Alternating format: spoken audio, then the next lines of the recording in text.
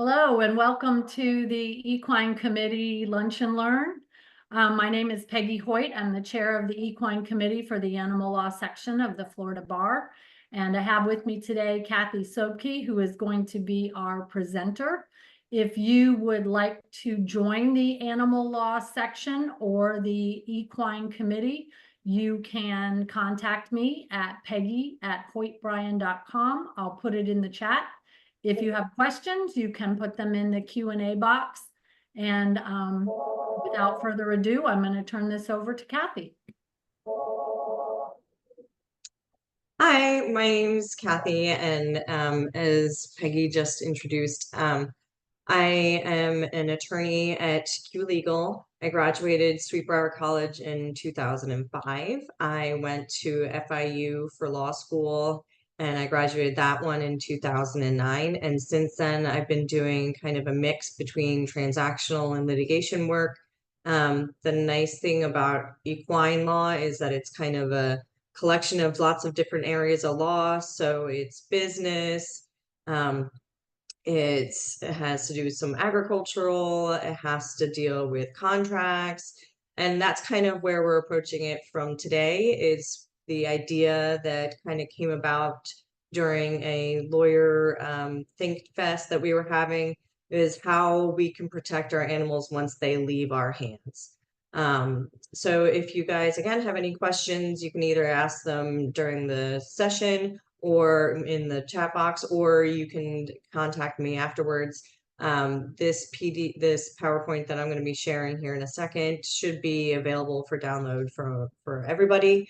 If you haven't already received it, please do reach out to us and we'll make sure that you can get a copy. So I'm going to go ahead and start sharing my screen. And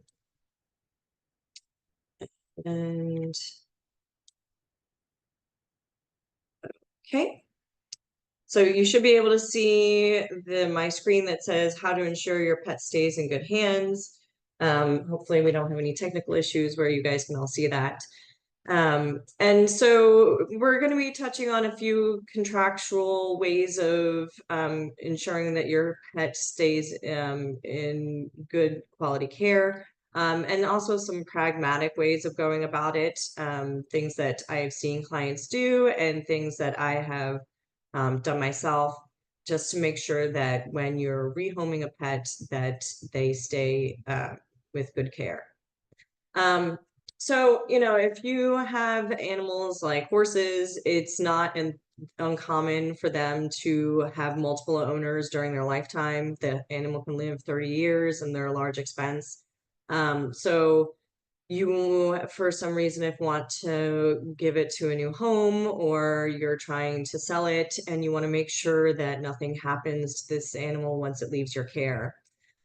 Same thing can happen if you run a rescue group or a nonprofit organization where you're in the business of rehoming animals. Or you're an animal breeder and you have moral concerns. You want to make sure that when an animal that you breed then goes on to the next home, that the following home is going to take care of this animal and love them. So sometimes one of the ways of going about it is have an actual written agreement, but it can have problems with putting it into effect, whether it's going to have some teeth behind it. And you ultimately, at the end of the day, don't want to hear back that your horse ended up on a truck for slaughter going to another country, or that a dog ended up back at a shelter that you had once owned. So one of the pragmatic ways to go about it is when you're actually looking at a buyer or a new home, you can ask them for references. I know that a lot of rescue organizations do that, but you don't necessarily have to just be a rescue organization. It can be if you're selling a horse and you can have communications with the potential buyer's trainer. Reach out to their veterinarian, make sure that they have sufficient ability to maintain the health of the animal. You can, if it's going to be at a distance, ask them for photos of the new home. Make sure that they've got decent fencing. The other thing that I like to do is when I'm shopping for a new barn where I'm going to be boarding my horse, how do the other horses look? Are they in good condition? Are they in good health? Are they living to a nice old age? Again, not so much a legal thing to do, but something that you can do early on in the process. And sometimes you can request these items when you are discussing a potential contract with the other party. All right, so moving on to a contract, a written agreement. You can have a bill of sale, which basically says what the other party is getting. But you can also have a little more detail-oriented purchase contract or adoption contract. The bill of sale, sometimes people don't like to put terms in the bill of sale that get sent into the, USAF because they don't necessarily want other people having those terms. So if you want to have a bill of sale that just gets used for official registry purposes and a purchase contract, you can separate those documents out.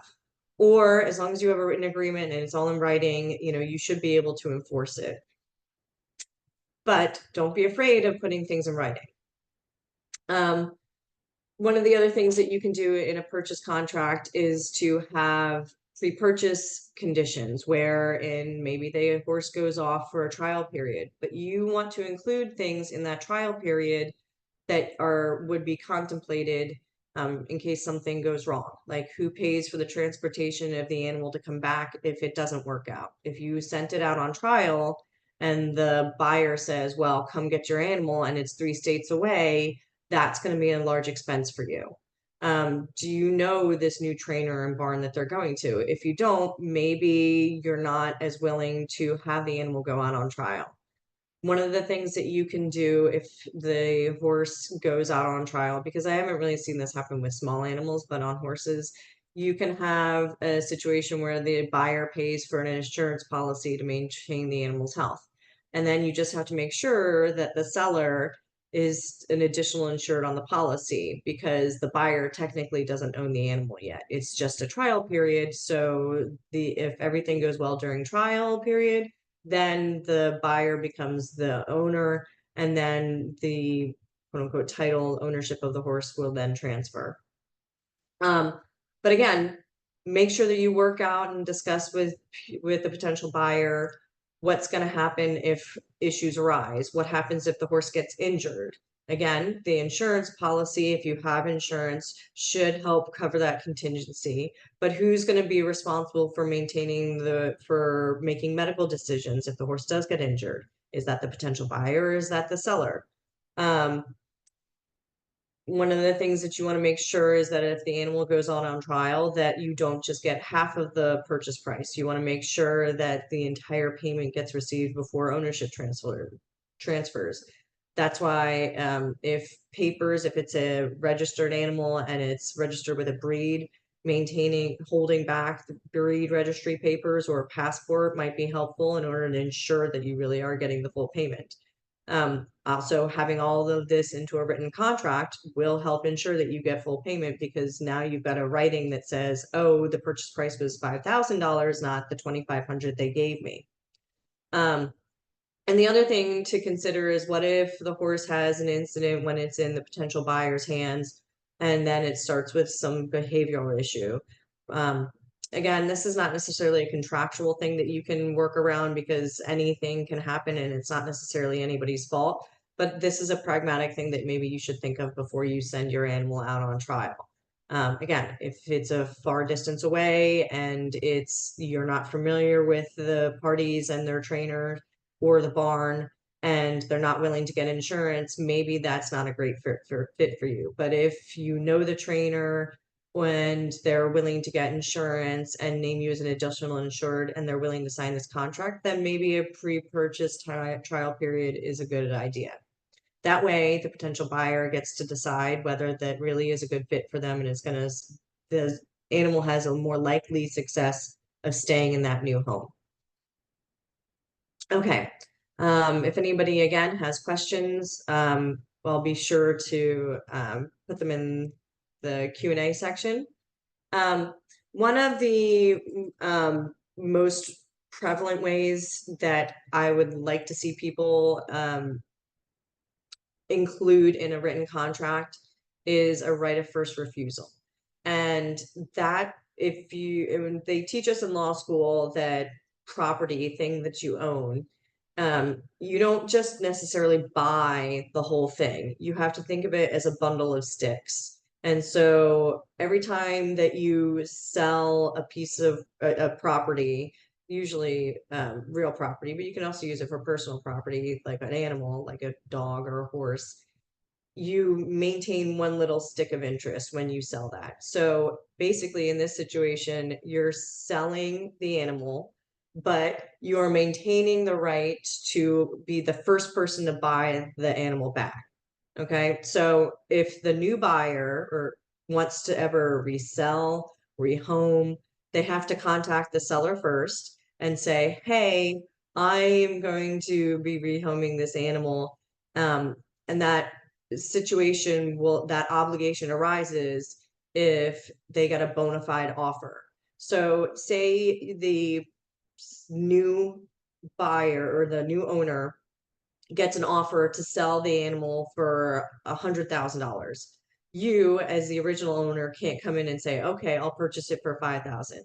You have to make the same offer as the original or as the new bona fide buyer.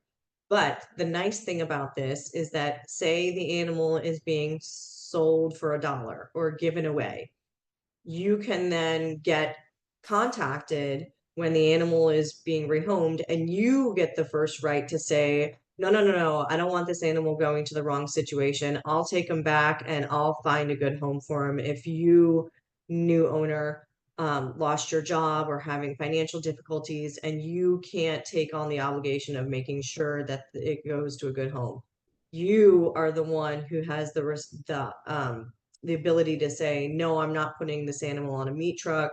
And so you can go through and do the vetting and making sure that it goes to a proper home.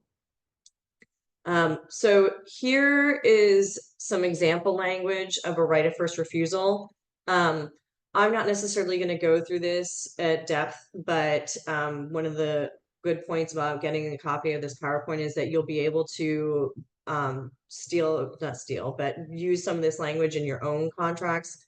Again, this is not legal advice for you and your individual situation. This is just an example of what's a right of first refusal language can look like.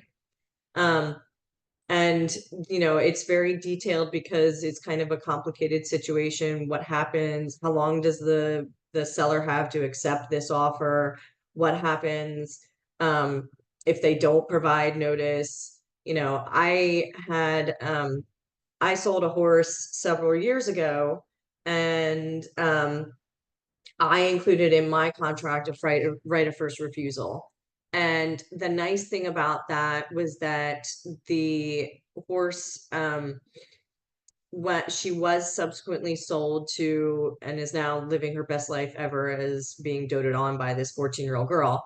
But the person that I sold her to reached back out and said to me, hey, I'm gonna be selling this horse. Do you want an opportunity to buy her back? And they were asking a significant amount of money for this animal. So I had no fear that this horse was going to be going to a bad situation. And so I passed on that right. But the fact that they made that offer to me, they then kept me in contact with the new subsequent ultimate buyer. So, having this contract provision in there, the person that I sold him to said, I've never seen this before. What is this?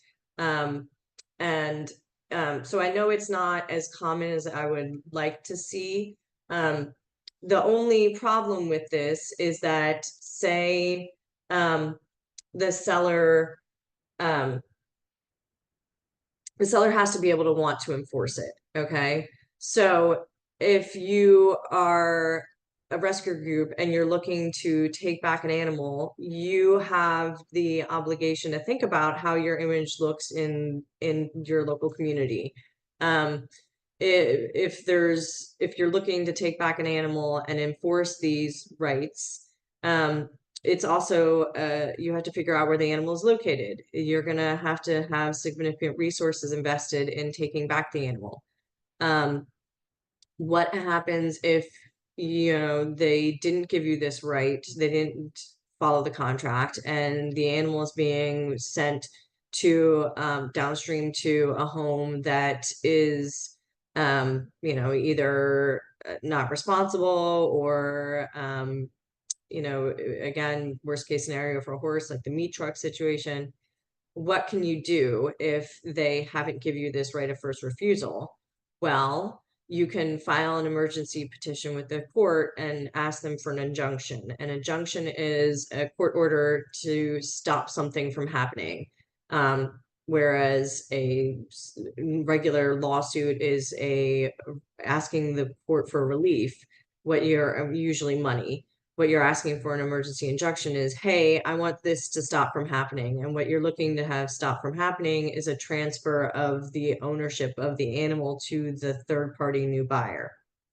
But the problem is that it's not always clear whether a judge is going to agree with you that it's an emergency. You know, they see emergencies all day long, which could be, you know, people in harm's way. So, you know, they might see that this is a civil matter and that you have to sue them for breach of contract. The other issue that comes about is that, say, you know, you gave this horse or sold this horse for $1 or dog, whatever. And then you didn't get the right of first refusal because the subsequent buyer has used this animal and is now again putting this horse on a meat truck. And so you go to sue them. You say, you know, did they break the contract? Yes, you have a written agreement in place. They signed it. There's a right of first refusal in there. They didn't contact you. And so you run into court and you say, Your Honor, they broke my contract. They should have given me the right of first refusal. And the judge says, you're absolutely right. You get a verdict.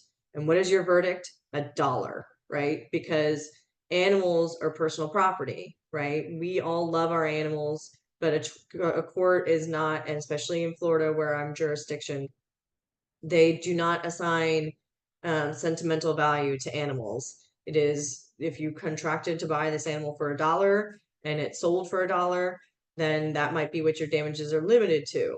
So you might want to go ahead and add something else into a contract, such as liquidated damages. So this would be another section of the contract. First, you have the right of first refusal. Now you've got a liquidated damages, and it's controlled by statute in Florida.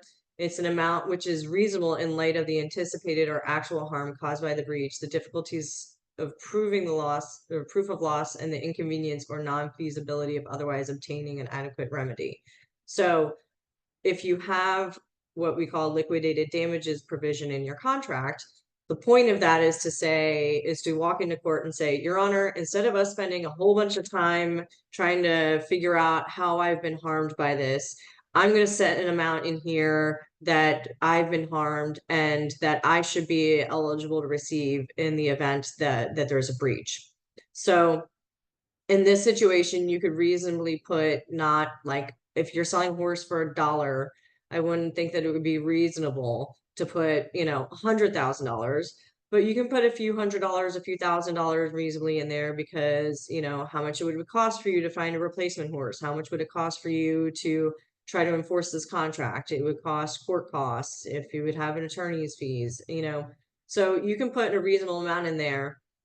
And then the whole idea of the liquidated damages provision isn't necessarily to get you a monetary judgment if you win, right? Because we're all in this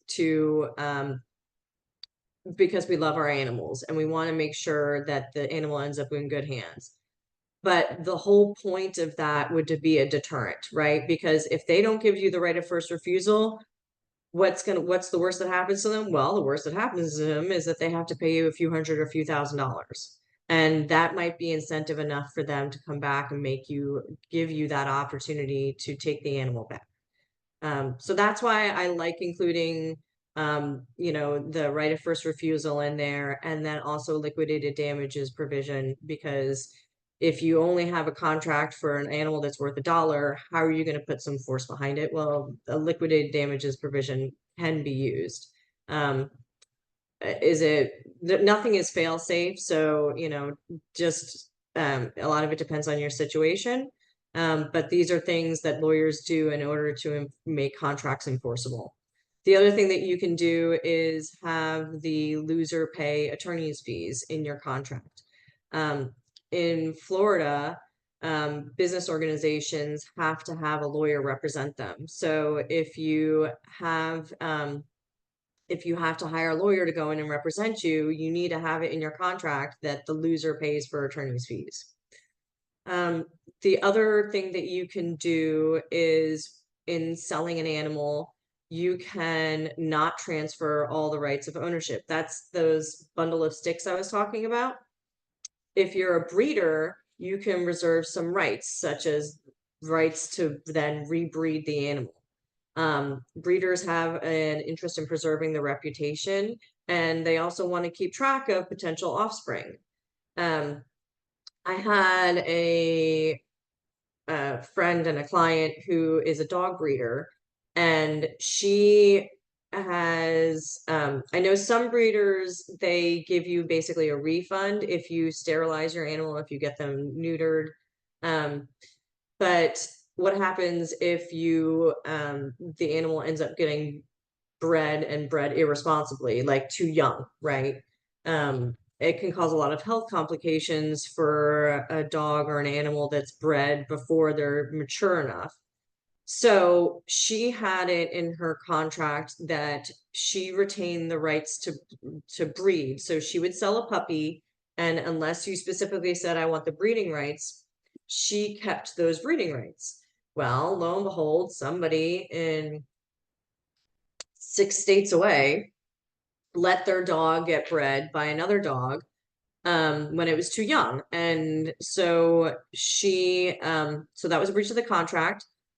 What was the recourse that she could do? Well, they said, what are you going to do? Sue me? Well, she said yes. And she went and filed a claim in small claims court. And the remedy she was seeking was to get the animal back.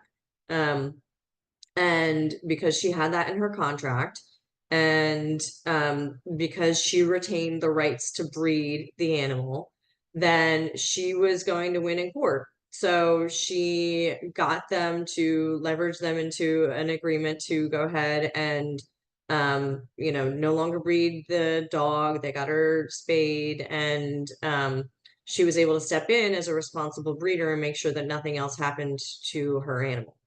But you can do that with any animal. Obviously, if you've got a gelding, you're not really concerned about it. But I think the way that she did it was a better way about it than just offering a refund, because if you offer a refund, yeah, maybe you get some money, you have to shell out some money. But if you're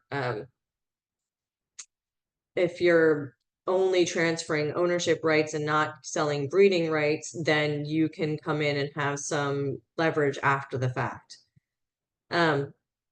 The other thing that you can do, and I've never seen this done except for leases, so maybe take this with a grain of salt as far as use, but maybe you restrict the rights or the ability to use the horse for specific purposes.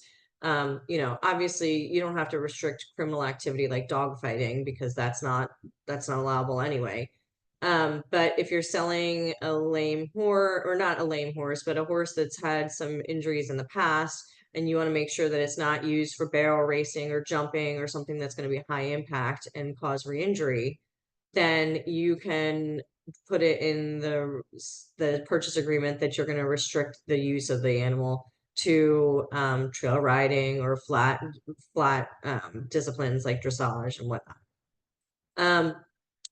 The other thing that you can do, especially in like the dog situation with small animals, is that you want to put in your purchase agreement that in one of the remedies that you have available to you is the right to take possession of the animal back with or without the assistance of animal control.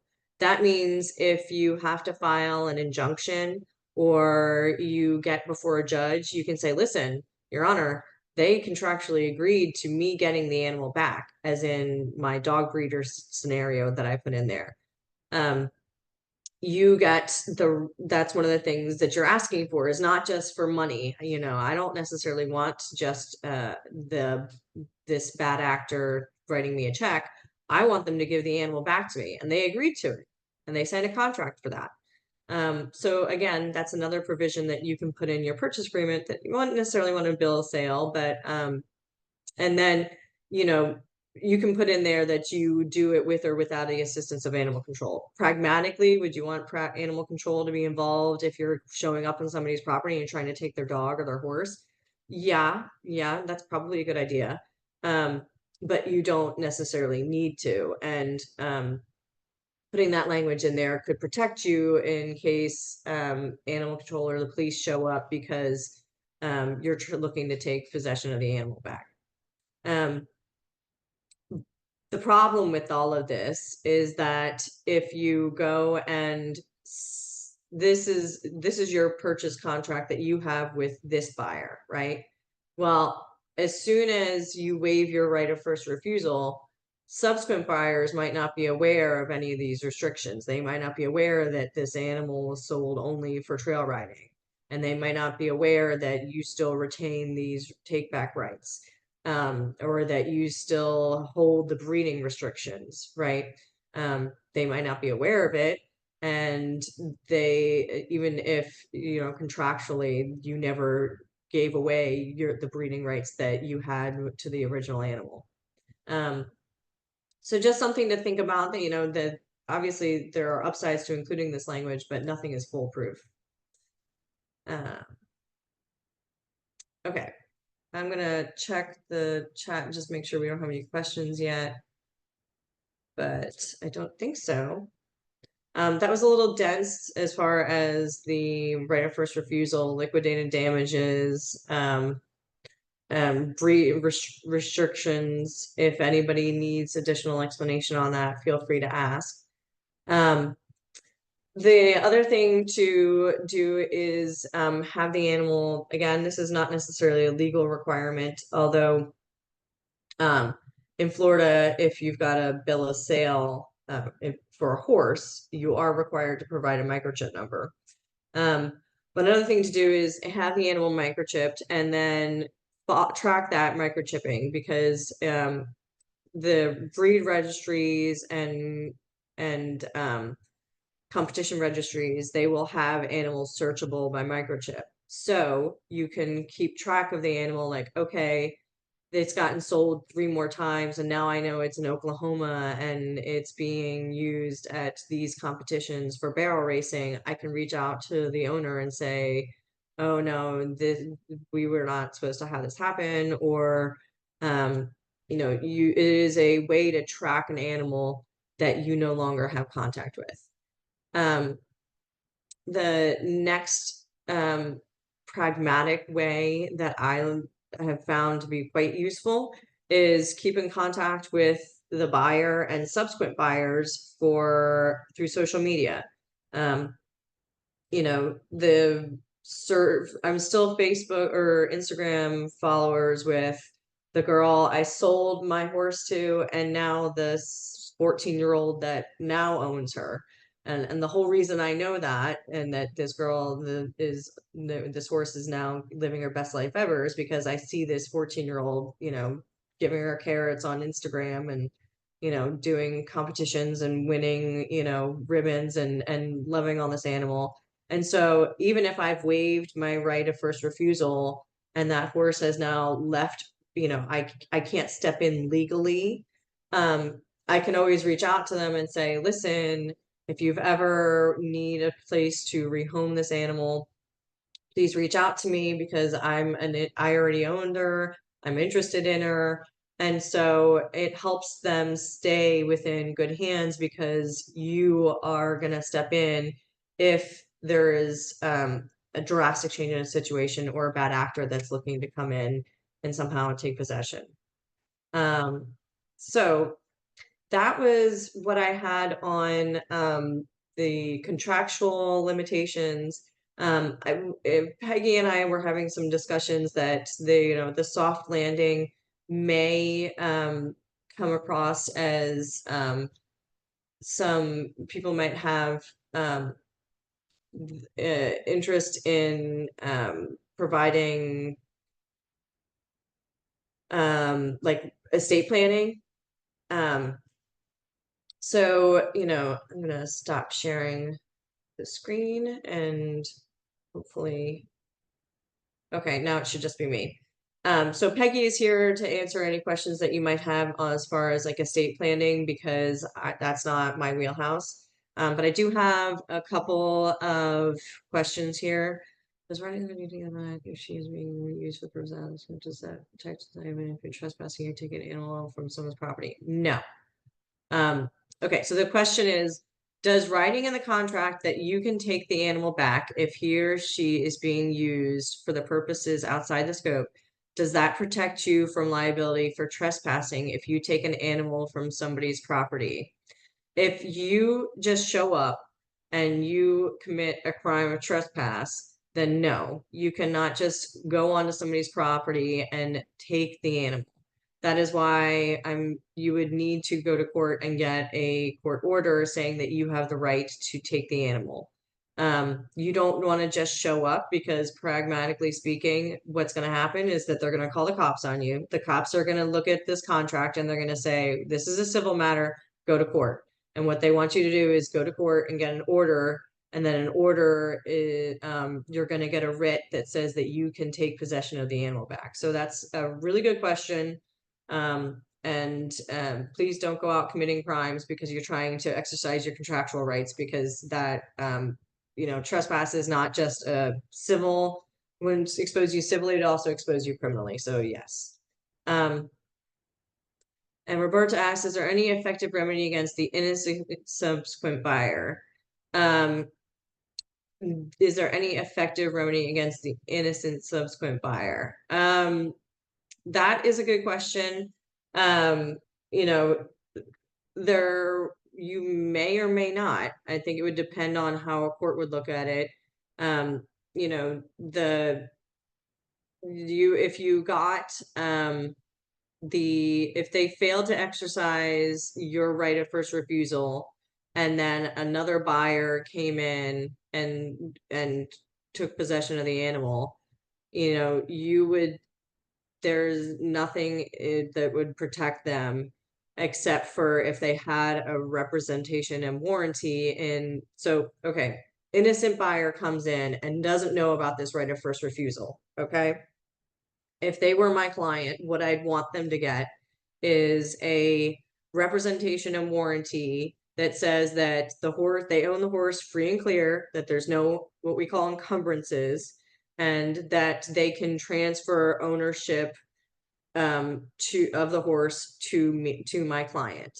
That representation and warranty would be breached if they said that if they forgot or failed to disclose this right of first refusal that existed. So what I would have them, so the protection that you could then offer that innocent buyer is those warranties. And they could come after the seller for a breach of the warranty if the animal ended up getting repossessed by the original owner. Another question. You guys have really good questions. I'm a student in my property class, and my professor emphasized that property law disfavors alienability. In that light, would contracts such as restrictions typically be upheld, or should one be cautious about how much restriction is included? I think I think it has to be a reasonable restriction. If you just said that you don't want this horse being used on rainy days, that's not a reasonable restriction. They don't want people coming in and saying how they can or cannot use their animals or their property once they take possession of it. But I think if you had a reasonable restriction, like, hey, this horse previously had a bowed tendon, you're not to use them for high impact activities, and there is a reasonable basis for that, I think that a court would look more favorable on that. Again, you never know what a court's going to do, but if you would have, and I do have somebody else who's looking to answer the question too. Do we have professional development? Sorry, I had something pop up on my screen. So anyway, yes, those are all very good questions. Again, make sure that your restrictions are reasonable, and I think that you would be able to have them enforced. Peggy, did you want to add anything or have anything to add as far as estate planning? Yes, because I think it's definitely in line with how to ensure that our pet stays in good hands. So let's say that we have no intention of transferring our pets during our lifetime, that once we've either purchased them or adopted them, that we're providing a forever home for the rest of their lifetime. But always there's the risk that something can happen to the pet owner. So using myself as an example, I currently have 3 horses and 8 dogs and 2 cats. So if something were to happen to me, I would want to make sure that I have a future plan for my pets. And this would be true either in the event of my disability or ultimately in the event of my death. So lots of things to think about in this regard. But I want to make sure that if I die, that I'm not simply relying on my husband's good nature or the good nature of my friends or family to take care of my animals. I think the number one mistake that we can make is to assume that someone else is going to take on the responsibility for our pets. I've seen way too many instances where spouses in particular don't have a natural affinity for the pets, or their life changes in a significant way after the loss of their spouse, and now this pet or these animals no longer fit into that lifestyle, and they make changes by rehoming the pets, or taking, worst case scenario, dropping them off at a shelter, or I guess even worse than that would be potentially abandoning the animals. And I've seen that happen as well. So when I'm counseling with clients how to make sure that our pets are cared for, if something happens to us, I always recommend a pet trust. And so pet trusts are valid in all 50 states, including the District of Columbia. There are provisions either in your probate code or in the trust code of each of those states for that purpose. I don't like pet trusts as part of a last will and testament, as a testamentary trust, because of the fact that probate can create delays in the appointment of a personal representative or access to the funds. So the animals may actually be without resources during that time period delay. As a result, I always recommend using a revocable living trust, where either the pet trust is what I would call a standby trust, so it's a sub-trust to the primary trust, or in some cases where the pet trust is actually its own standalone trust for the benefit of your pets. Important considerations when we're talking about planning for our pets are who are going to be the caregivers for our pets. And I like to name 3 individuals and or organizations for both the short term. So who's going to take care of my animals in the short term until they can be relocated or transferred to the permanent caregiver or the long-term caregiver.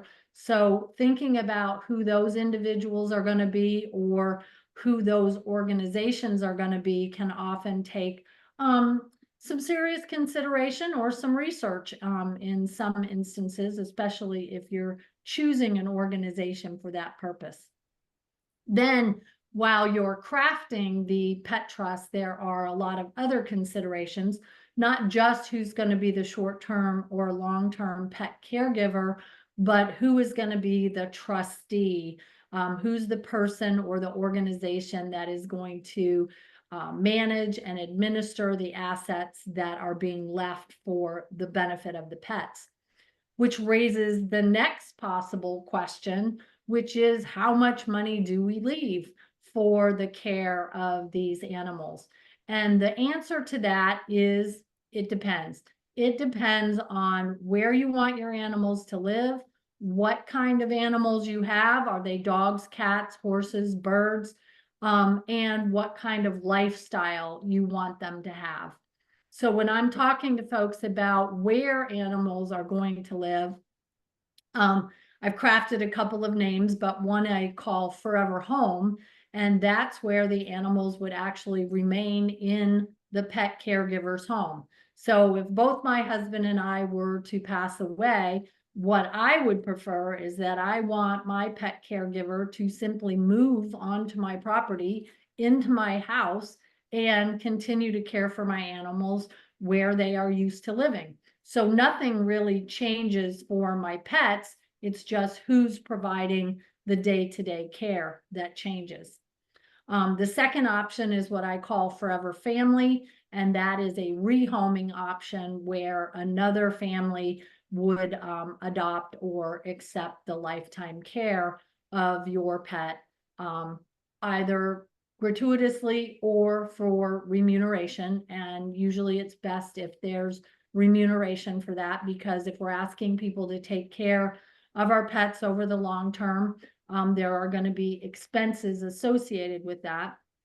And we want to make sure that we're not creating a financial burden for the people that we're asking to take on this responsibility. The third option is what I call Forever Sanctuary, and that's actually where the pets would be rehomed to a more of a communal type arrangement where they would go and live at some sort of an animal sanctuary. Probably one of the best known sanctuaries in the country is Best Friends out in Kanab, Utah.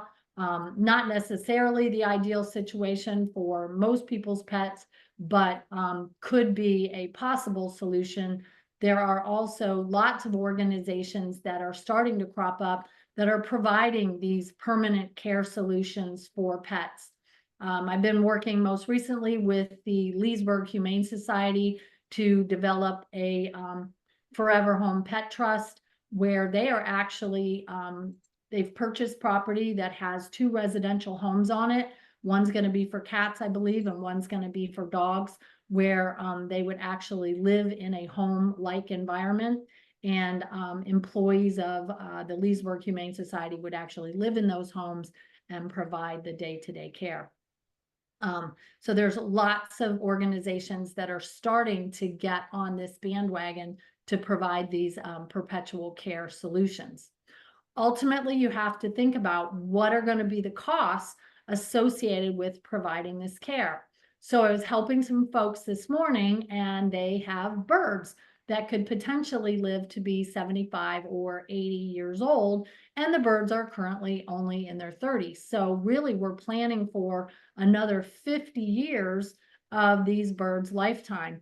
And so we want to make sure that we leave a reasonable amount of money that's sufficiently large to make sure that the organization to whom they're being left is going to have the resources to provide for their care. There's lots of ways you can calculate that number. You know what you spend on your animals today, and as a result, you can I don't know. My horse, I don't add that up. I know, well, sometimes it's frightening if we were to add that up, right? But we kind of know what we're spending on our animals today, and you can extrapolate that out to an annual amount.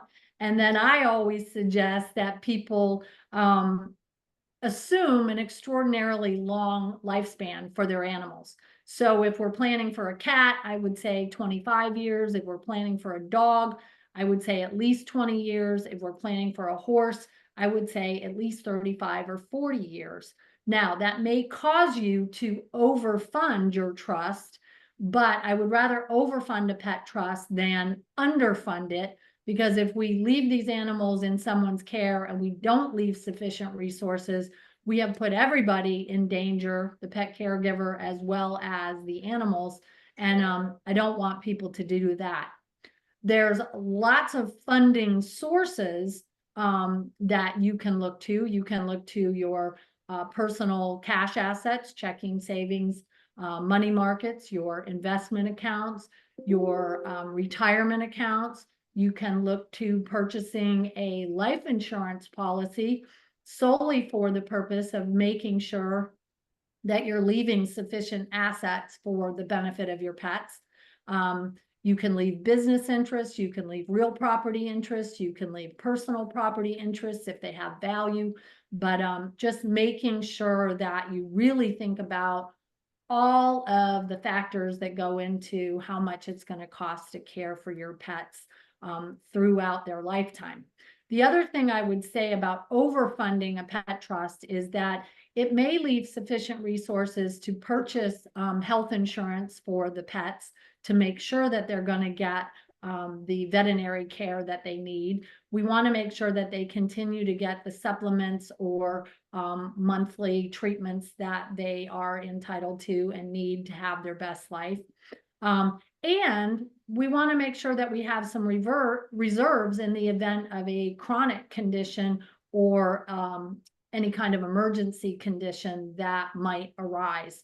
So making sure that we have enough resources, I think, is one of the biggest challenges in creating and funding a pet trust.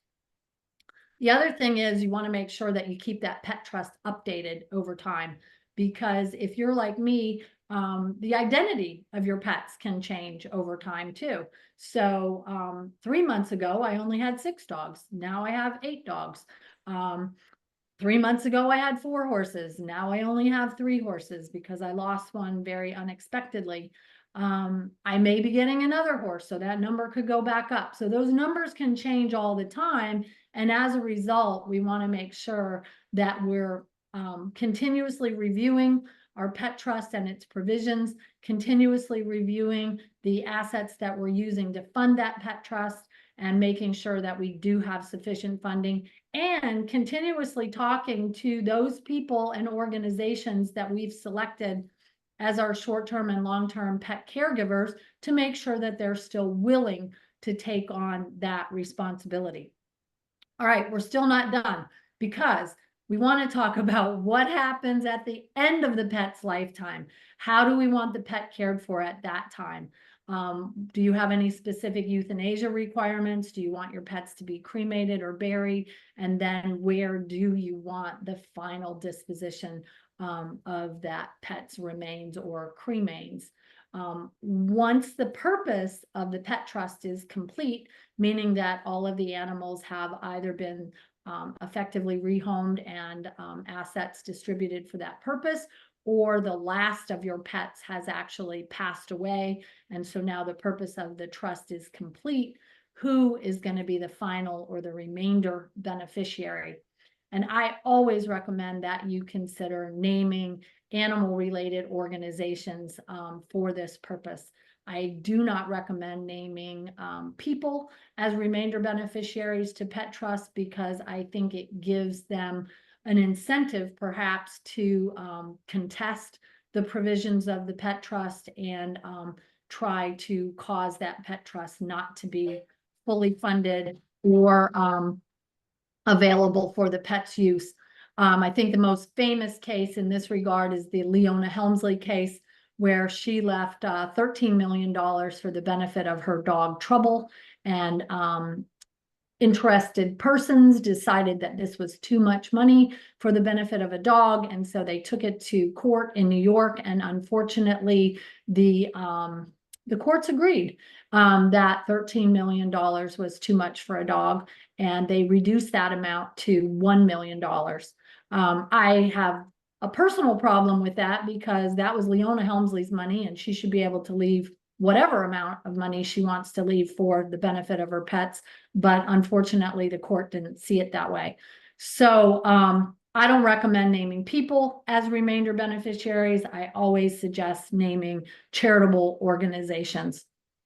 If you want more information about pet trusts or pet trustees, you can contact me personally, or you can visit my website at animalcaretrustusa.org. It's a nonprofit organization that I created for the purpose of educating pet parents and for the purpose of providing trustee services, as well as some rehoming services for clients of Animal Care Trust. Also, I do a weekly podcast called All My Children Wear Fur Coats, where I interview experts in the field of animal care and animal welfare. And I would be pleased to have you join us there. So, having said all of that, that was a nice way for us to fill our time and meet our CLE requirements so that we had a full 50 minutes of material available, but I think it goes hand in hand. And Cathy, thank you so much for taking the time and presenting to us today on how to ensure that your pet stays in good hands. Any last comments, Cathy, that you want to add? No, that was a very comprehensive overview of estate planning. It was and why super quick, I don't love but it. Yeah. I can do that as an all-day seminar or as a 15-minute presentation, apparently. Yeah. Yeah. I mean, I think if people have questions as it comes up, you can reach out to either of us. This is obviously, you're not necessarily going to get all the answers in an hour-long presentation, but it's more about thinking about what you need to think about. So if you guys, again, come up with additional questions or want, anybody who's a lawyer and needs some sample language, we're always looking to pass back and forth. So feel free to reach out. And yeah, I think you guys all, thank you for coming. Thanks for logging in and showing up, and I appreciate it. Yeah, thank you very much, everybody. And again, if you're interested in joining the animal law section of the Florida Bar, or specifically the Equine Committee, you can reach out to me, or you can reach out to the bar and they can get you in touch with me or the membership leaders in our organization. So thank you, everybody. I hope you have an awesome day. And oh, I don't know what the CLE code is, Jody. So let's see if professional development can tell us. I don't have it off the top of my head, but I will email you. Okay, so we'll make sure everybody gets that information, and thank you for your attendance today. Yeah, I'm gonna put my email in here real quick in the group chat. If anybody needs follow-up, if for some reason you don't get the CLE, please feel free to reach out to us.